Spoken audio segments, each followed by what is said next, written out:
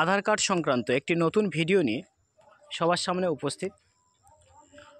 আধার card সংক্রান্ত একটি নতুন আপডেট নিয়ে আবার এই ভিডিওর বিষয়বস্তু, তাই সবাই শেষ পর্যন্ত দেখবেন, কারণ এই বিষয়টি কিন্তু গুরুত্বপূর্ণ। এবার কি কাজ যেটি না করলে কিন্তু আধার কার্ডটি বাতিল হতে পারে, শুরু করছি সেই বিষয়। আধার কার্ড বাতিল হবে এই কাজটি না সারলে আর মাত্র 3 দিন বাকি। মোদী সরকারের বড় সিদ্ধান্ত। আধার কার্ড সমগ্র ভারতবাসীর কাছে একটি গুরুত্বপূর্ণ পরিচয়পত্র। যে কোনো রকম সরকারি সুবিধা পেতে বাধ্যতামূলক এই কার্ড। বর্তমানে রেশন থেকে শুরু করে ব্যাঙ্ক অ্যাকাউন্টের সমস্ত ক্ষেত্রে আধার সংযুক্ত করা বাধ্যতামূলক করেছে সরকার, নয়তো সুবিধা থেকে বঞ্চিত হবেন সেই ব্যক্তি।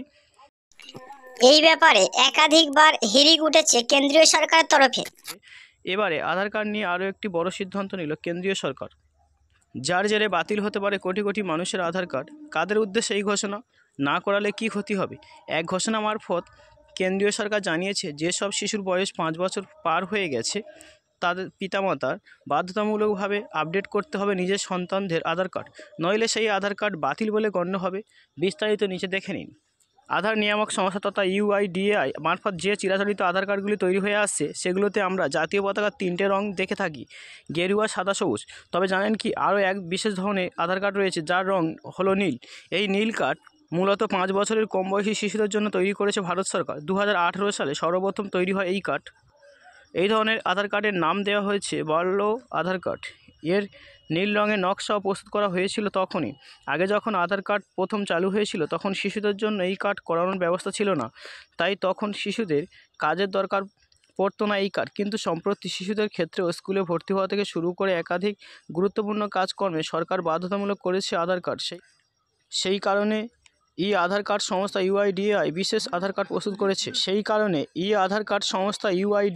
বিশেষ আধার কার্ড প্রস্তুত করেছে। সেখানে সাধারণ আধার কার্ডগুলি থেকে 5 বছর এর কম বয়সী শিশুদের কার্ডগুলোকে পৃথক করার জন্য নীল রঙটি ব্যবহার করা হয়েছে। 1 নম্বর, প্রাপ্তবয়স্কদের সবুজ আধার কার্ডের থেকে শিশুদের এই নীল কার্ড যথেষ্ট আলাদা হয়, তবে একটি মিল রয়েছে, যেটি হলো 2 ধরনের আধার কার্ডে UIDAI 12 ডিজিটের একটি নম্বর UID হিসেবে দিয়ে থাকে। 2 নম্বর, যে সমস্ত ফারাক রয়েছে সেগুলি হলো, UIDAI এর নিয়ম অনুযায়ী ব্লু আধার কার্ড তৈরি করতে গেলে শিশুর আইরিস এবং বায়োমেট্রিক স্ক্যান করা বাধ্যতামূলক নয়, পরিবর্তে সন্তানের বাবা মাকে এক্ষেত্রে বায়োমেট্রিক দিতে হয়। 3 নম্বর, ভারত সরকারের নিয়ম অনুযায়ী শিশুর 5 বছর বয়স পূর্ণ হলে এই নীল আধার কার্ড আপডেট করা আবশ্যক পিতামাতার জন্য, নয়তো 5 বছর পর আর বৈধ থাকবে না এই আধার কার্ডগুলো। এই কাজ আরও একবার করার জন্য সকলকে হুঁশিয়ারি দিয়েছে কেন্দ্রীয় সরকার। 4 নম্বর, শিশুদের এই নীল কার্ডগুলোকে কিন্তু আমাদের মতো অনলাইনের দ্বারা তৈরি করা যায় না। এক্ষেত্রে প্রথমে সন্তানের পিতামাতাকে UIDAI এর কাছ থেকে একটি অ্যাপয়েন্টমেন্ট নিতে হয়। এরপর তাদের তরফ থেকে একটি তারিখ সময় দেওয়া হয়। এই ডেডলাইন ধরে পিতামাতাকে তার সন্তান সমেত উপস্থিত হয়ে যেতে হয় নিকটবর্তী আধার সেবা কেন্দ্রে গিয়ে। সেখানে শিশুর আধার নথিভুক্তকরণের জন্য আবেদন জানাতে হয়।